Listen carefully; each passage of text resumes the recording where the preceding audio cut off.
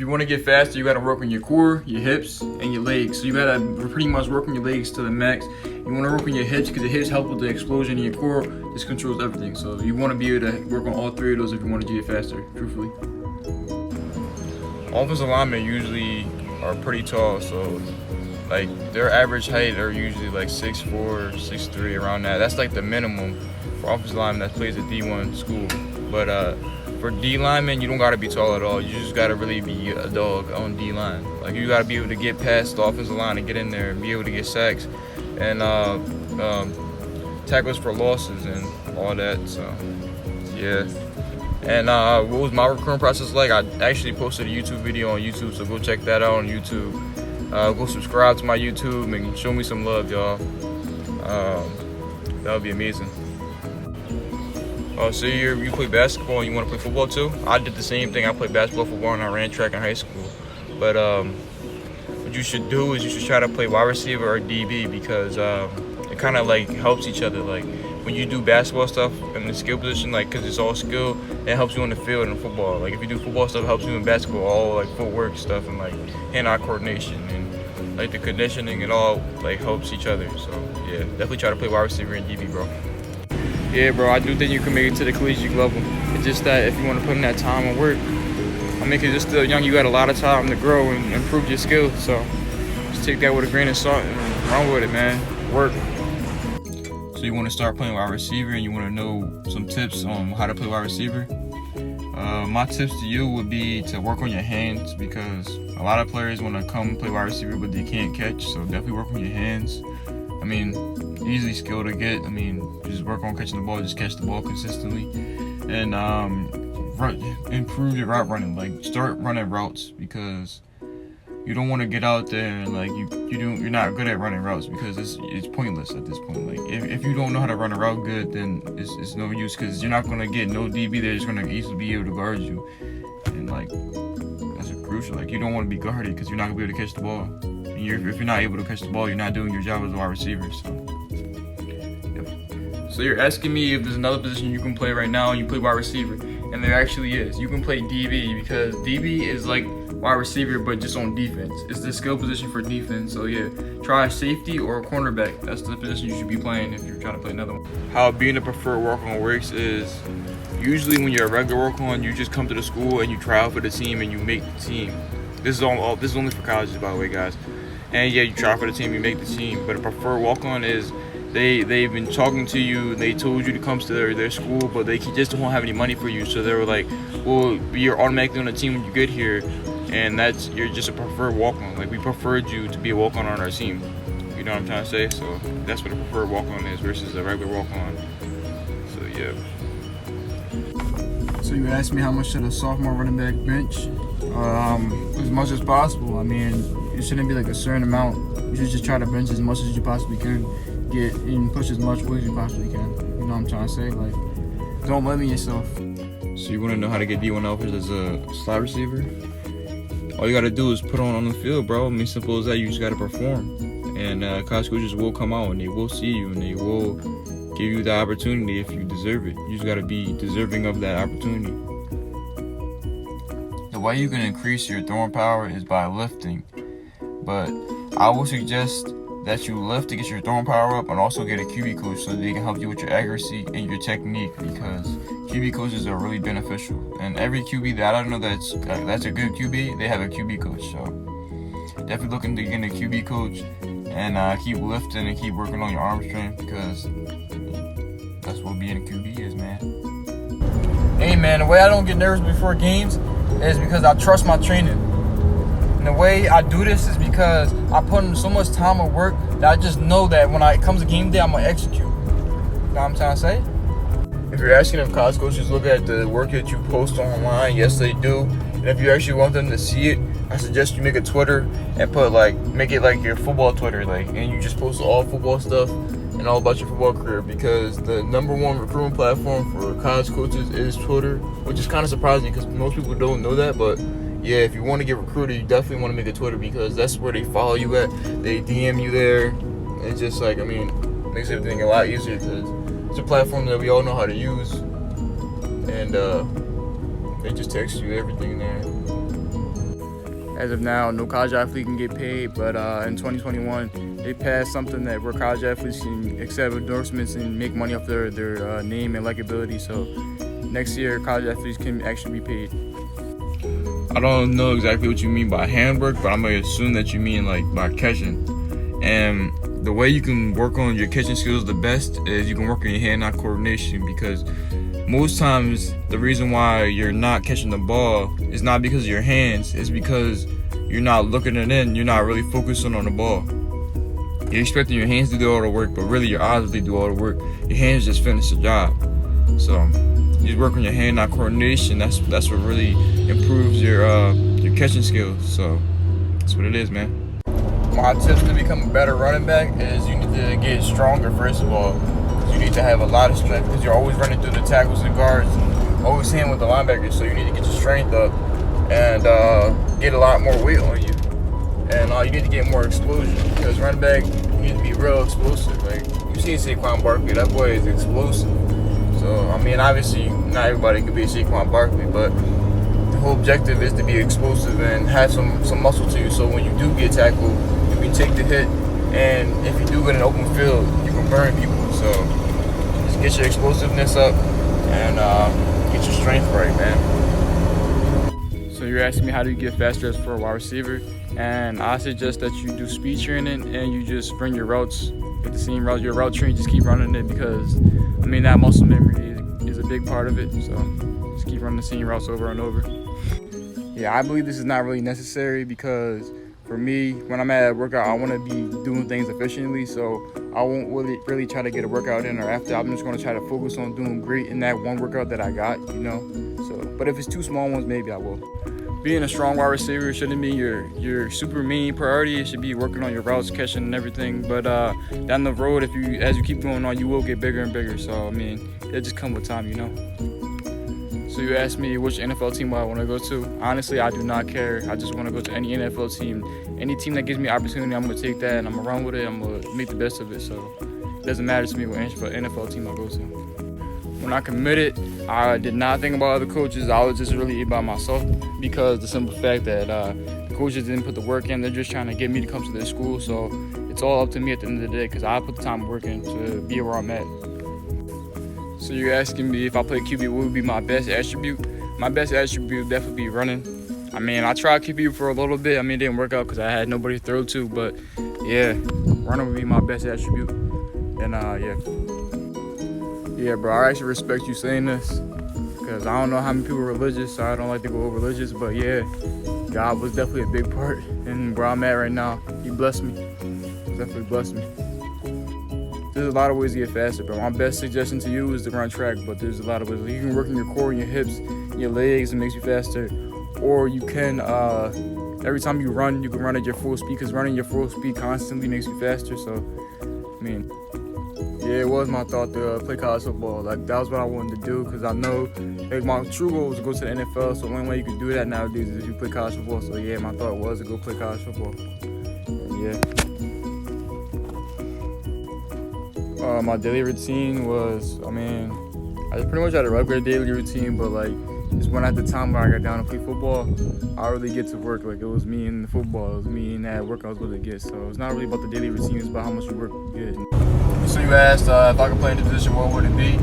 Honestly, I was just keep playing wide receiver. I love wide receiver, and I just love everything about it. So if I had to choose, it would just be where I'm at.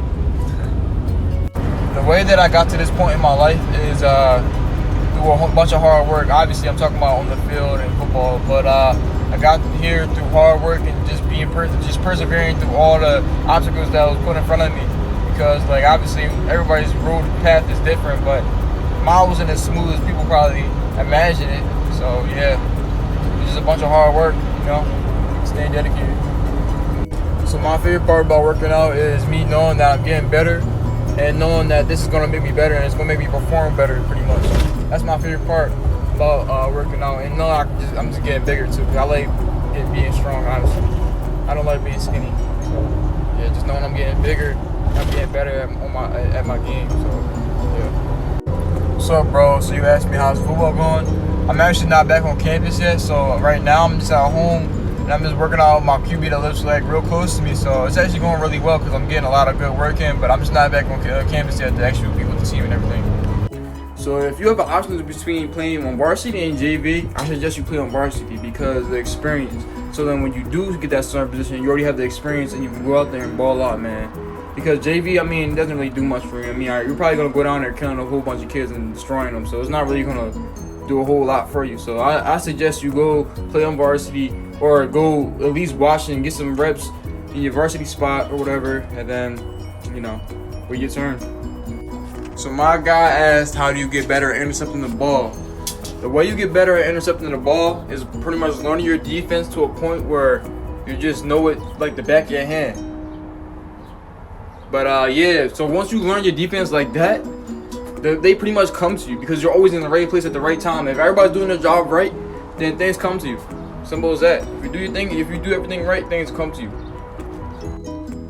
So you asked how many kids that came from a school like mine go D1. Believe it or not, a whole bunch of kids like that. College coaches really don't care about what your high school coach, your high school team done. He only cares about what you do. So keep that in mind. Don't let nothing stop you from achieving your goals. What's up, bro? What's up? So you want to know how you can get faster? Some good ways to get faster is you got to work on every muscle in your leg. So just pretty much do leg workouts, and you want to work on your hips and your core. But another way you can get faster is if you just consistently run at your full speed, you're gonna start seeing yourself get faster. I mean, people would probably don't think about that, but if you run at your full speed a lot, it gets you faster. And yeah, so that's what you gotta do, bro. So you asked me when I first started football, was it hard for me to get into workouts and lifts? And for me personally, no, it was not, because that's what I like to do. So maybe for somebody that doesn't like working out or lifting, it would probably be kind of hard, I guess. But for me, I always had a happy smile on my face when I was going to work out, because I just enjoyed it. Because I knew if I did this, it would make me better and get me to that next level, So, and that's why I still feel to this day, because I'm still trying to get to that next level going to the NFL. So every time I'm out there working out, I'm happy. I know this is all going to a good cause, even though it's hard. Yeah, it's hard, but life is hard, man. So you're gonna have to just persevere through it and do what you gotta do. So your question was, when you're going into high school as a freshman and you're learning new plays and everything and learning new moves, does that set you apart? Honestly, I don't think it sets you apart from the people that's already been in high school. I mean, it definitely gets you prepared to play with them and play against them, but I mean, it sets you apart from other freshmen, so you'll be ahead of other freshmen, other people in your class, and that's people who you're really competing with to get scholarships. So I mean, yeah, I guess it does set you ahead of everybody else. So it's always good to do that. So how hard is it for someone to become a D1 athlete? I'm gonna say it's actually pretty hard. I'm not gonna lie, it is pretty hard because you have to be really dedicated to your sport. You gotta be able to give this sport a lot of time and put a lot of effort into it. So it's actually pretty hard. And on top of that, you got to do other things so college coaches can notice you, which is, it's not extremely hard, but it's just all the things put together, it makes it pretty hard, So yeah, becoming a D1 athlete is pretty hard. What's up? But your question was how you get treated as a D1 athlete, and from my experience and everything, you get treated pretty nicely as a D1 athlete. Aside from you getting having to go through all the hard work and grinding that you had to do, you get treated really nicely. You get free, all this free gear. Obviously, everybody knows that. They give you snacks and everything. They make sure you eat, and they make sure you're pretty much good. So you get treated really nicely actually as a D1 athlete. I'm not gonna lie. Has its ups and its downs. More ups than downs, honestly. So yeah. How you can get better footwork? The way you can get better footwork is literally working on the footwork. Ladders are not that expensive, probably $20 you can find one. And then you can just go out there, you can either go on my YouTube where there's a lot of YouTube videos showing you different footwork drills, and you just practice them non-stop consistently over and over, and it's going to actually get you better footwork, even for game time situations. Even if you don't think you use the footwork drills that you're doing on the ladder, it's being used. I promise you, bro. Them footwork drills are really, really beneficial. So yeah. Oh, take me back. He asked me, what do coaches look for in safety, man? my safety days used to be reckless. But anyway, back to your question. What coaches look for in safeties is actually if you can come down and fill up that hole. Like if they're running the ball, they want you to come down and fill up that hole, and they want you to be able to cover the field from side to side, and they also do not want you to let anybody get behind you. I mean, obviously it's going to happen from time to time because nobody's perfect, but that's what coaches are looking for in their safeties. And also if you can be where you need to be when they tell you to be there. Simple as that. So your question to me was, should you switch from running back to wide receiver because you don't have the build and body type to play running back and you have good hands? And my preference of me looking at the situation, I actually think it would be actually a good idea to switch to wide receiver because I actually had the same problem. I didn't have a running back body type, and I switched from running back to wide receiver, and I had good hands, and it worked out perfectly. And So his question was, how does he get offers if he goes to a small school in a small town? My answer to this is, I mean, it doesn't really matter how big your town is or how big your school is. It really matters on if you can get your highlight tape out to college coaches. You got to get your tape in front of their eyes. That's pretty much what you got to do. So I suggest you email them, or maybe go to college camps, because, I mean, it doesn't really matter about them actually coming to your game nowadays anymore because, I mean, we have internet and you can get videotapes and, you can just do that. So I suggest you just email coaches, go to college camps within your area. I mean, you can even go far, but yeah. So he said he practices speed and agility every day, and he doesn't lift every day, but he has rest days for lifting. But he's wondering if he should have rest days with his speed and agility. And my answer to that is, with speed and agility, I feel like you can do that every single day because you're not really putting too much wear and tear on your body because it's just speed and agility. Like, you just work on your speed and agility. It's not like you're running miles every day or you're just doing a crazy hard workout. Speed and agility is literally speed and agility. So, I mean, all you're doing is just bettering your speed and agility. I think you can continue to do that, and I respect that work ethic you got. Keep it up, bro. That's a D1 mentality right there. I actually like this question. He asked, how hard is it to play varsity as a freshman? And when I was a freshman and I was playing varsity, I'm not gonna lie, I mean, I didn't do what I was supposed to do in the weight room, so I was a little bit smaller than everybody else, so it was a little hard, I'm not gonna lie, but it's definitely doable. If you're on top of your stuff, you say in the weight room, it's gonna be like just playing regular football. I'm gonna be honest with you, it's not gonna be nothing different. The only difference between when you're playing high school football and you're a freshman is they're just gonna be bigger than you. So if you're in the weight room and you get your weight up and you eat right, then you'll be totally fine, honestly. They're just regular old people, guys. Alright, so the question is what he should do to work out and what he should do to get abs. My answer to the first question, what you need to work out, is honestly, you don't need anything. You can really work out with just your body weight. You can do pull-ups, you can do push-ups, you can do crunches. That goes into the second question. You can do, there's a lot of things you can do with just body weight, and it actually is very beneficial. It gets you stronger. I'm not gonna lie. Like, I do push-ups still to this day, and I still work out regularly. But let me head on to the second question. You said, what should you do to get abs? You should do crunches, Russian twists, planks, V-ups, sit-ups. Like, pretty much any ab workout, if you do consistently, it will get you abs. So all you have to do is be consistent about it, really. You can do any ab workout and it'll get you abs. So there you go, buddy. The question is, when did I start my recruiting process? I started my recruiting process actually, well, I mean, technically it was sophomore year, but I like to consider it my junior year because that's when you really can start with the coaches and, like, they really can come to your school and visit you and stuff. So, I mean, I got my first look from Temple University my sophomore year after the season. But after my junior year season is when a whole bunch of coaches came in and I was able to talk to them, and that's when I received my first scholarship. So, yeah, so it was more so my junior year than my sophomore year, so it was junior year. All right, so you asking what did I email college coaches about? So what I would email college coaches about, I would first start off by making my subject, my height, my weight, my 40 time, my shuttle, and my GPA. But what it would be in the email is like a little paragraph about me. I would maybe like kind of, I guess you could say like spice myself up a little bit, telling them like I'm a hard worker, this and the third. I have this, I'm good, I work hard in school, and like all good attributes about myself. But then at the top, I will make sure I will add my huddle URL, my highlight tape. So I will add my highlight tape at the top, and yeah, that pretty much gets the job done because it gives you a little summary of you and gives them your highlight tape so they can see how you play. And yeah, so that's what I would email. Wide receiver, you baby. But you asked me, what do college coaches look for in wide receivers the most? Like, what's the most important things they want to see in their wide receivers? The most important things they want to see in their wide receivers is if you can create space between you and the DB when you're running your routes, how good you run your routes, but not as much because they can teach that.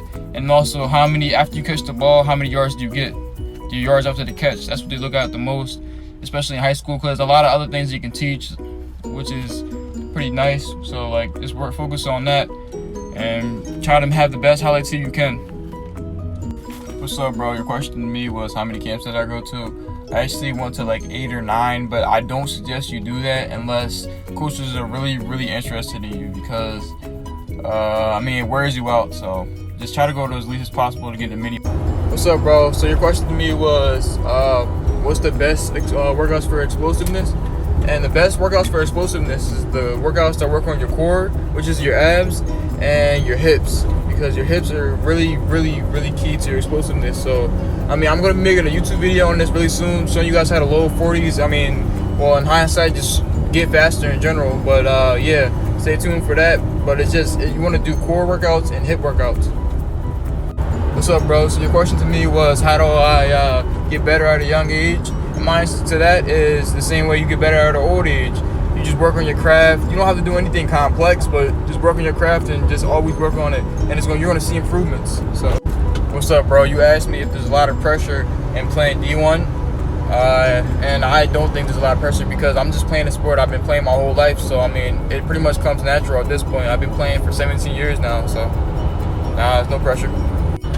What's up, bro? Your question was, is it hard to get college scouts to come out and watch you play?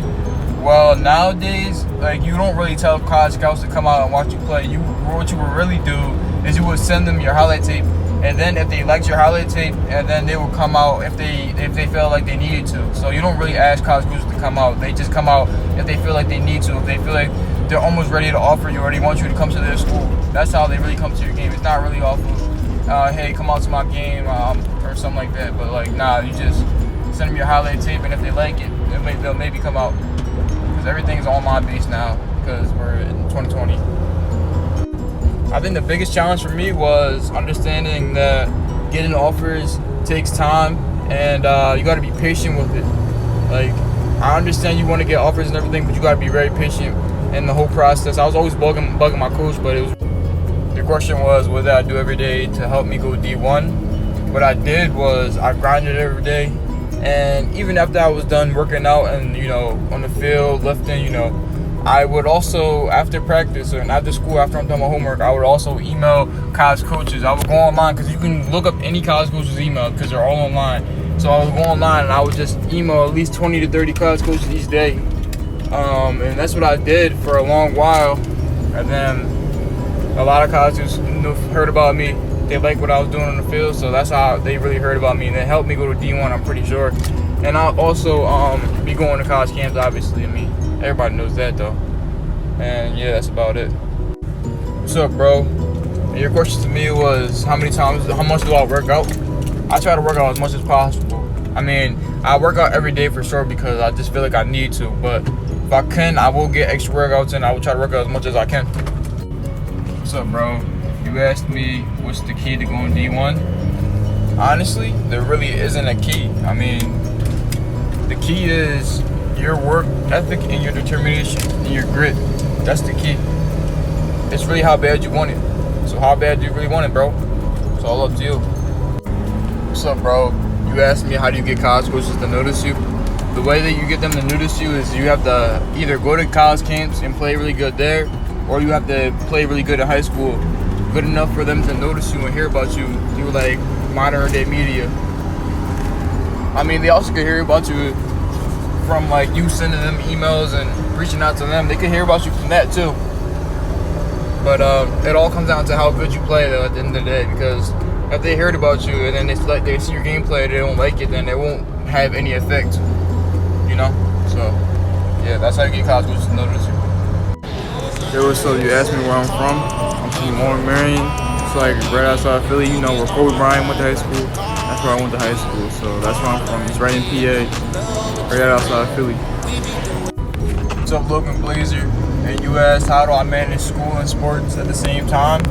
And actually in college, it's actually easier to manage school and sports, but you just got to be able to manage your time correctly, because you actually have a lot more free time than you did in high school, because it's not like in high school where you sit there for 8 hours straight and then you get all your classes done right then.